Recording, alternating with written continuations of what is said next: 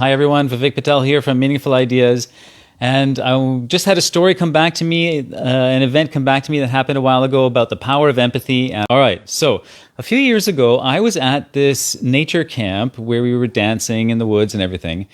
And it was all about dance. It was a dance camp. It's called the Big Heart Dance Camp.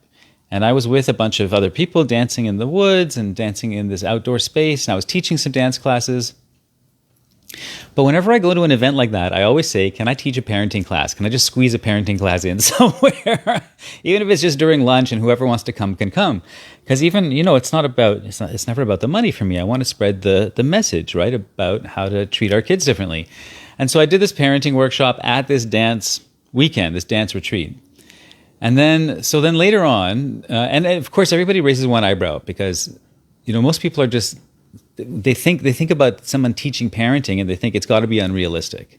And what I teach is extremely realistic. It's extremely practical, right? So, but you don't really know that until you dig into it. You can't really get that from one meme or one 5-minute video. It's a very complex philosophy. And the people who really dig into it, it's like, wow, this is so practical and so helpful. So anyway, at one point I'm walking by the deck.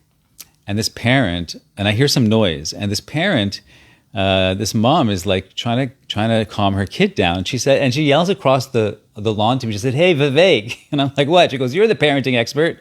I said, "I'm not an expert." She goes, "Yeah, well, you're doing the workshop. Come over here and help me. I don't know what to do." And so I go over there, and her kid is like, they're on the porch. Her kid is throwing chairs and tossing plates and glasses off the table. They were all plastic, thankfully, and like kind of screaming and yelling and running around and upset. Maybe the kid was like 6 years old, maybe 7 years old, something like that. And so she said, like, "What do I do?" So I said, okay, let me help. And so I said, "Young man," and she said, "Hey, Joey," or whatever his name was, "come over here." So we came over here angry. What? I said, "You seem really angry right now." He said, "I am really angry." I said, "I'm glad you're throwing chairs. It really shows how angry you are." He was like, "What?" I said, "Yeah, I'm glad you're doing that." And he's like, "Oh, okay." And I said, "Yeah, because you're angry. Tell me, why are you angry?" And he said, "I'm angry because the kids won't play with me."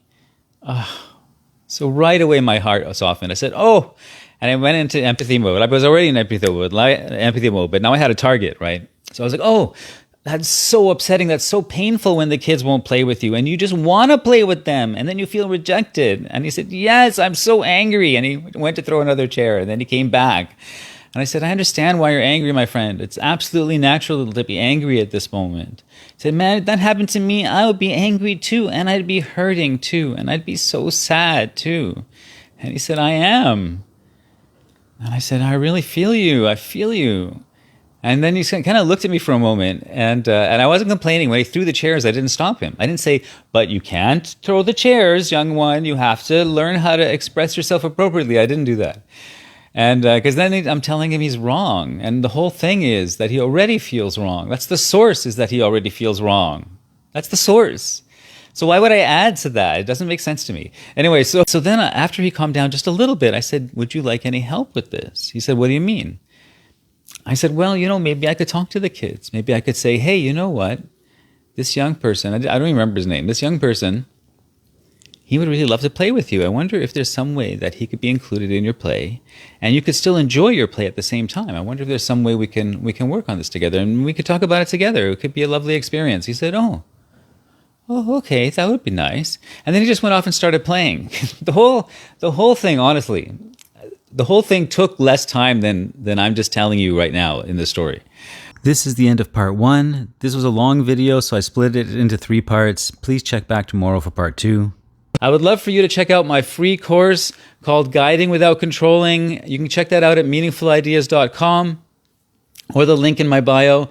And also, I have a paid course on there as well called Recovering from a Parenting Mistake. With maximum change and minimum shame, because we all make mistakes, and if we can mine the gold in those mistakes, if we can really take the learning from it and evolve, then our lives just keep getting better as a process with the mistakes rather than suffering them, right? And so I go into detail about that, really useful. And that's a 2-hour workshop with a guided meditation included and a written component that you can read. And follow me on all the spaces at Meaningful Ideas. I post a video every day on TikTok, YouTube, Facebook, Instagram, and did I say TikTok? And that's it. All right. Peace out, everybody.